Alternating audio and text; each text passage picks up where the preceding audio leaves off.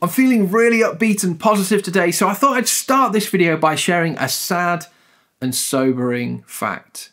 The vast majority of people who pursue a career as a music artist are destined to fail. And I know you don't want to fail because your music is really important to you. So I've got 9 questions to ask you. If you can answer all of these questions, you might be able to avoid what's inevitable for so many other artists.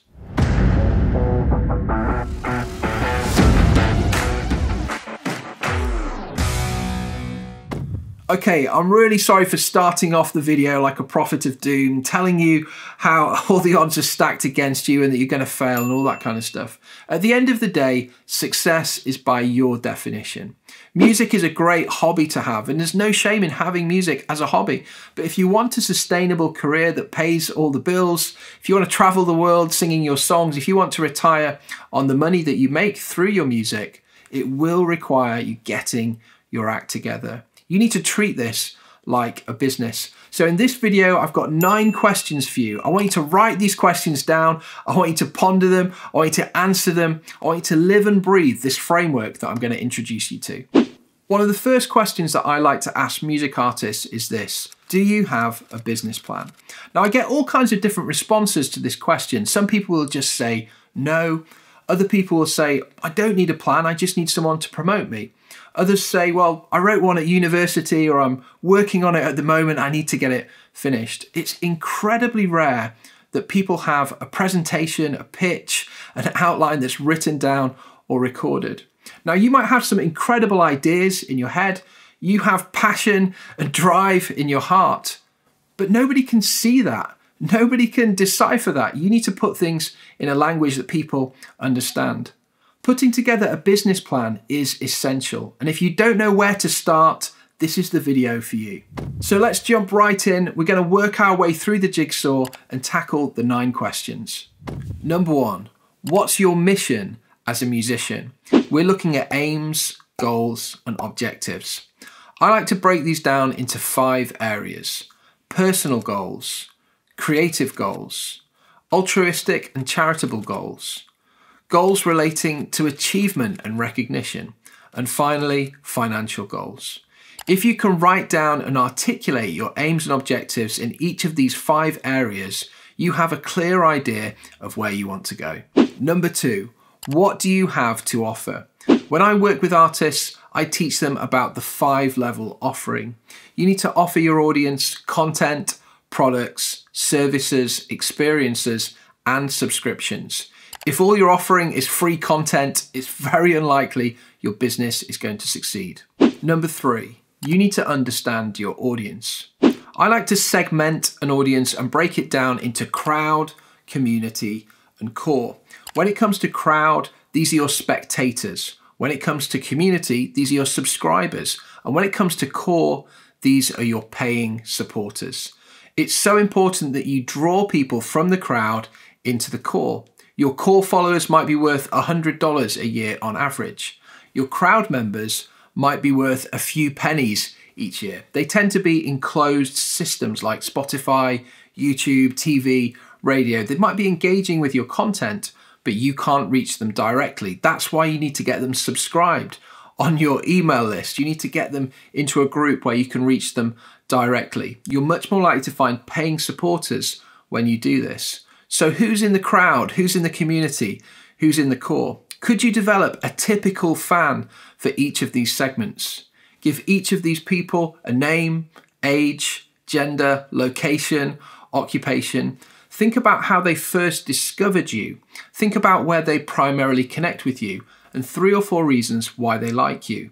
If you know your audience intimately, if you understand their needs, if you understand why they connect with you, you'll have a much easier time growing that audience. So once you're clear on your mission, offering, and audience, the puzzle pieces are starting to slot together. Number 4, what channels are you using to deliver your offering? Now, when it comes to doing live events, you're getting in your car and you're using the road infrastructure to drive your equipment and your band to go and do a show to meet people in person. When it comes to distributing your content, you're using an aggregator or a distributor to get your music onto digital streaming platforms. Perhaps you use your own website for selling products and then you pop them in the post. Think about how you deliver your offering. Break it down into how you serve the core, how you serve the community, and how you serve the crowd. Think about all the different things that you're offering and how you get them out there. Number 5, resources. What do you need in order to get the job done? Now, there are 3 main spaces that a lot of musicians will frequent. We have the office, we have the studio, and we have the road. So why don't you write out a list of all the different things that you need in the office to do your week-to-week administration and marketing? What do you need in the studio to create music? And what do you need for your live events? If you have an inventory of all the different resources that you need, it will help you to understand your cost structure. In addition to the obvious things, think through other assets that you have in your hand. Perhaps it's contracts or insurance policies, subscriptions to different websites. Think through all of the tools that you have, all of the tools that you need so you can get the job done efficiently and effectively. Number 6, who are your partners? Who do you already have on your team? Who would you like on your team? Who do you need on your team? I'd like to do a visualization exercise with you now. Let's just imagine 2 years, 3 years down the road, you have a boardroom meeting in central London with everybody involved with your music. There are 12 people around the table. Who are they? I want you to name those individuals. A lot of artists aren't really sure even about the categories represented. A category could be labels, publishers, agents, promoters, social media managers. You need to move from thinking about the categories to the companies.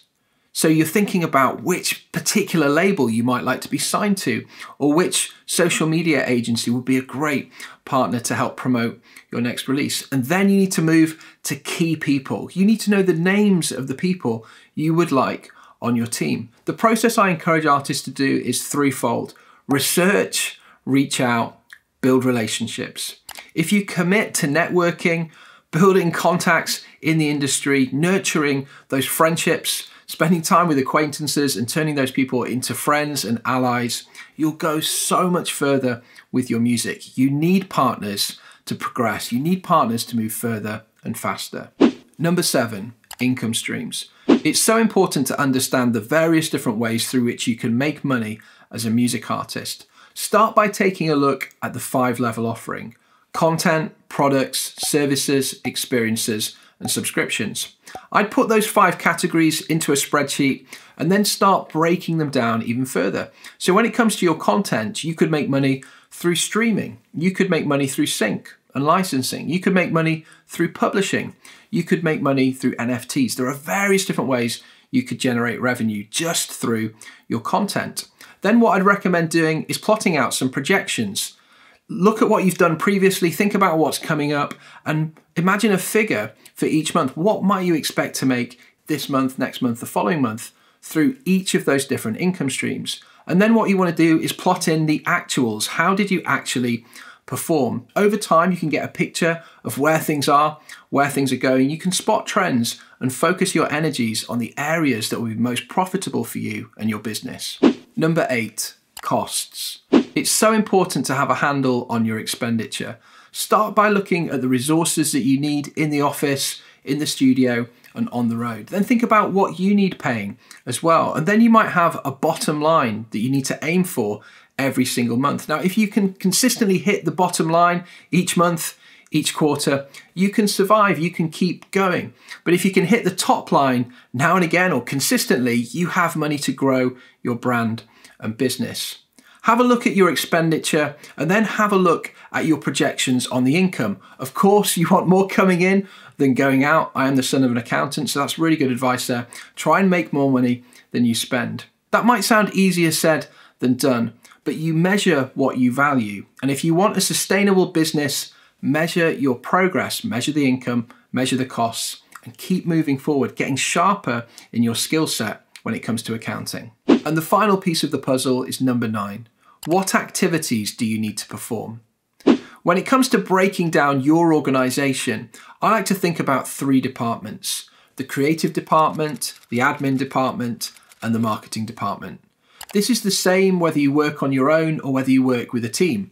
Obviously, there's a lot more for you to do. You cover each of the 3 departments when you work on your own, but you might break things down into these areas with a team as well. So think about all of the different tasks which need doing in these departments. Think about your creative hat. What do you need to do daily, weekly, monthly, quarterly, annually?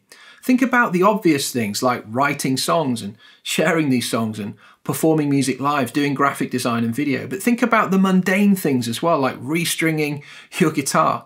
Go through this process with the admin department as well. Think through the daily grind that you need to do, the weekly review meetings you might need to have, the monthly reports you might need to put together. Then do this for the marketing department as well. You'll end up with a really long list of things. And then you could give a time allowance for these things. How long do you need to spend each week on this task, or each month on that task? Put things into a spreadsheet and you can work out how much time you actually need to spend to grow your brand. When I ask a lot of artists how much time they spend on their music, they don't really know. When I ask artists how much time are you willing to commit to your music, they don't really know. So start by working out what needs doing. Can you do all of these things? Do you need to outsource some of these things? Once you've answered these 9 questions, you will have so much more clarity than someone who's walking around in the dark. Now, if you're feeling a little bit overwhelmed by all of this, I spend a lot of my week helping people work through the Jigsaw. I do a number of different methods. We have a self-directed program. We do one-to-one consultations, and I even put together business plans and brand presentations for artists. So if you're interested in all of that, you know where to find me. Drop me an email, there's a link in the description, and we'd love to see how we can help you to drive your music forward utilizing the Jigsaw.